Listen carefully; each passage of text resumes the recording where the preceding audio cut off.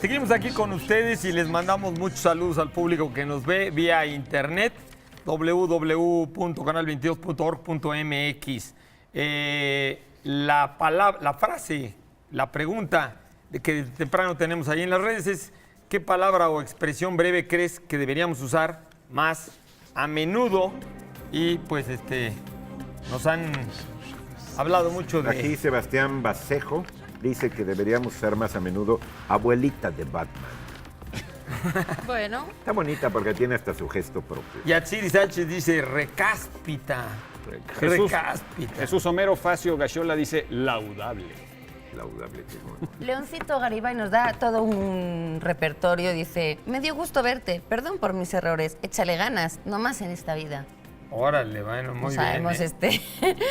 Por favor y gracias, son muy aludidas. Bueno. Y de nada, nunca ponen de nada, ¿verdad? De No han nada, puesto de muy nada. desagradecidos De todos. nada, de veras, de nada debería ser más.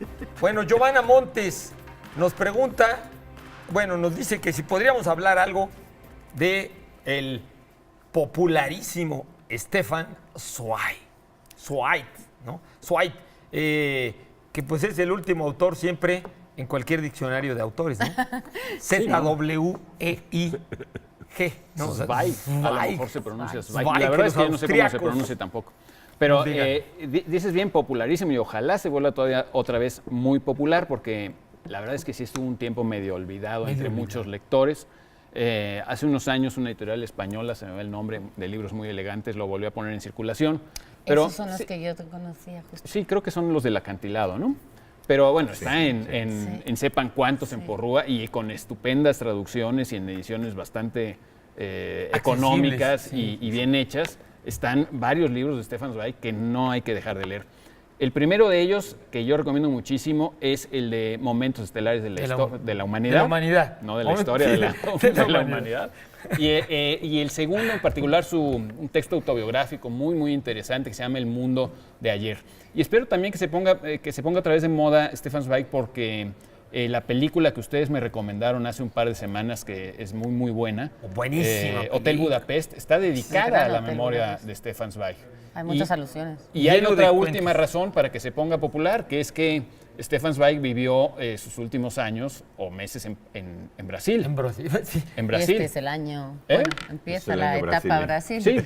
Él se suicidó en Brasil, dejó una carta que se conoce y se puede leer, muy razonable, agradeciendo a Brasil y todo, pero explicando que el mundo donde él vivía, donde el gozo de escribir y de las actividades del espíritu eran primordiales y la libertad era un valor importantísimo, la libertad individual, ese mundo estaba desapareciendo porque él se suicida en el 42, cuando muchos pensaban que la guerra se iba a inclinar del lado de los fascistas, de Hitler y de Mussolini, bueno, básicamente de Hitler. Entonces él creía que ese mundo ya se desmoronaba. Y este libro de El Mundo de Ayer, que son, insisto, que se consiguen por Rua y que recomiendo muchísimo, es realmente como un canto del cisne o un recuerdo de esa Europa y de ese imperio austrohúngaro que se perdieron a partir del inicio de la Primera Guerra Mundial, ni siquiera en la Segunda, sino desde el principio de la Primera Guerra Mundial. De hecho, sus memorias terminan al principio de la Segunda, ya no cuenta nada de los últimos años, cuenta lo que pasó desde su infancia hasta que va a empezar la Segunda Guerra Mundial. Y está lleno de recuerdos de personajes muy famosos, está toda su historia con Richard Strauss. Recordemos que él escribió el libreto de una ópera de Richard Strauss cuando ya Hitler estaba en el poder y Richard Strauss defendió que apareciera el crédito y que se reconociera que el libreto de la obra había sido de Stefan Zweig, como ustedes saben era judío, y Stefan Zweig obviamente no fue ni al estreno ni nada, pero después la Gestapo encontró un telegrama dirigido a Strauss, un telegrama de Strauss dirigido a Zweig, donde le invitaba a escribir otro libreto para otra ópera, y eso ya fue demasiado para la Gestapo. Strauss perdió su chamba, etcétera, etcétera, ¿no? Romain Rolland, escritores, intelectuales. Amigo de él, muy amigo de él. Y sus Rolando, propias claro. pasiones de cómo se formó como escritor. Le gustaba mucho coleccionar manuscritos, más que incluso de escritores, de músicos. Tenía partituras originales de Bach, de Mozart. Todo eso se donó a algunas bibliotecas en Estados Unidos. En fin, es un escritor muy interesante, muy accesible, que en su momento fue el escritor más popular de Europa, sin duda alguna, en los años 30, una cosa así, y que después, en efecto, en muchos países pasó un poquito de moda, pero yo creo que lo vamos a volver a leer bien, mucha gente, muchos críticos, porque es muy disfrutable y muy encomiable. Es autor de muchísimas biografías, es un género que ya no nos gusta mucho, Pero sí. y de novelas, teatro, etcétera, ¿no? Yo lo único que he leído de Zweig, me da mucho gusto esta recomendación que haces, la voy a buscar. Es la biografía de Balzac. Y es una biografía extraordinaria porque se lee como una novela, además. Es una cercanía con el personaje verdaderamente genial. Porque no está llena de notas a pie de página, es una biografía que corre como si fuera una cuestión que estuviera inventando Un relato. el autor de la biografía. La de Dickens es maravillosa Maravilloso, también. sí.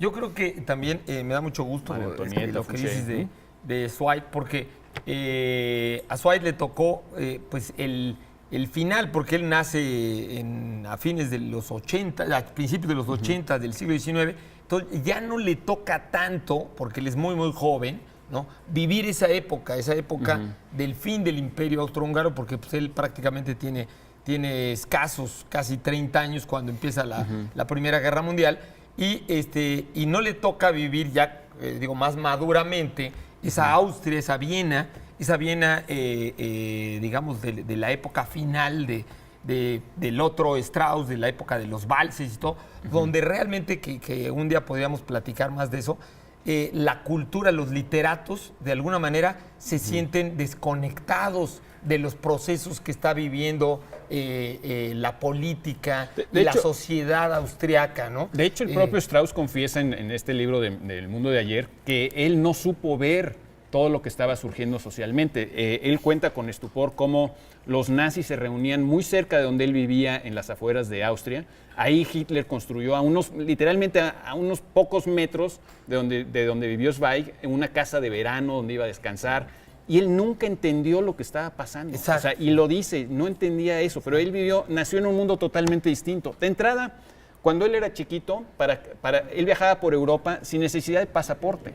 Simplemente viajabas, o sea, te subías a tus carros, él era de una familia acomodada, diríamos hoy. Sí, pero no había esta burocracia, viajaba no había fronteras no había como hoy. Y fronteras. fue un como hombre, hoy. sí, fue un hombre increíblemente culto. Es una de las cosas que es muy ameno de sus obras. Y esas viajó a fron- China, viajó a China, viajó a la India, viajó a África, viajó al Cercano Oriente, a Egipto. Cuando fue a vivir a Brasil al final es porque él ya había ido antes a Brasil y a Argentina, Sí. Que es increíble en esa época la cantidad de lugares que visitó. Claro, un hombre con muchos recursos, pero un hombre muy culto. Un hombre, yo diría, un hombre verdaderamente cosmopolita, ¿Viajó a culturalmente. todos esos ¿no? lugares? Sí. Imagínate. No Bueno, llevaba... no iba como guía de turistas cultural de esos lugares, Pues ¿no? a lo mejor de ahí. Organizada organizaba. con el mundo joven alrededor. En Londres le tocó convivir con Freud, tiene un libro sobre Freud, habló mucho con Freud de lo que estaba pasando en Alemania, tampoco Freud entendía muy bien todos esos procesos sociales, ¿no? Freud decía mismo que él no había entendido nunca el mal, o sea, ese mal que destilaba. Y yo creo que a Alemania en Zweig su momento. también muchos de los escritores, diríamos, más sofisticados, como Hofmannsthal o como Robert Musil, etcétera, etcétera, hicieron que probablemente se olvidara un poco a Zweig, porque Zweig, un poco la popularidad. Era muy popular. La popularidad y la accesibilidad de Zweig probablemente hizo que muchos estudiosos de la literatura lo Sí, por ejemplo, discriminaran como un autor fácil. Bueno, Imagínate. José María Pérez Gay tiene un libro muy bueno y que recomendamos mucho, del que ya hemos hablado aquí, que se llama El Imperio Perdido, dedicado a 4 escritores del Imperio Austrohúngaro, justamente esos sofisticados, ¿no? Sí. Musil, Hermann Broch, etcétera, y prácticamente no hay una sola mención a Zweig.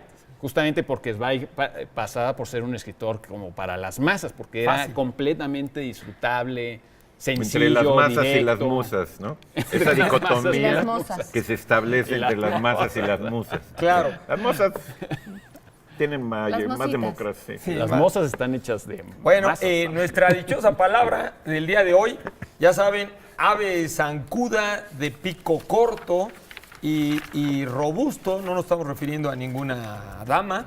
Ninguna moza. Tener su cabeza implica ser distraído, desmemoriado o de poco juicio.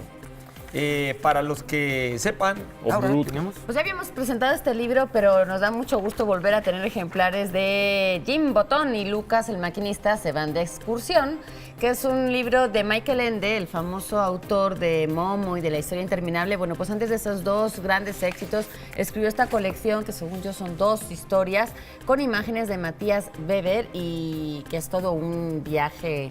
Bueno, está muy bonito, es infantil, es para niños y se lee muy bien y es todo un agasajo, es de Alfaguara Infantil. Y también tenemos ejemplares de este libro que no sé describir muy bien, pero que sí quiero recomendar muy bien. Es de Alejandro Magallanes, Cuaderno de Mar. Está publicado por Textofilia y Círculo Editorial Azteca. Es una especie de diario donde Alejandro Magallanes escribe, pinta, diseña y realmente es una cosa muy disfrutable. Y tenemos Sí, sí. también de Marta Elena Munguía, La risa en la literatura mexicana, apuntes de poética, de Bonilla Artigas y de Iberoamericana. Bonilla Artigas está publicando Cosas unas padrísimas. verdaderas joyas Maravilla. en términos de teoría literaria. Para quien se interese, búsquenlo. Oh, sí. Nos vamos a un corte y seguimos ahorita mismo con ustedes.